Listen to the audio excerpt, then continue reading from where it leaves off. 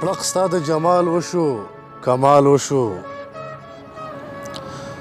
پړق ستا د جمال وشو کمال وشو بې تمې وصال وشو کمال وشو بیا مې نظر سیل ستا د رخسار وکړو بیا مې نظر سیل ستا د رخسار وکړو بیا د غزل خیال وشو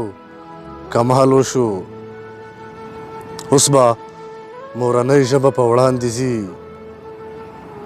اوس به مورنۍ ژبه په وړاندې ځي هر ځای کې لیکوال وشو کمال وشو قام مې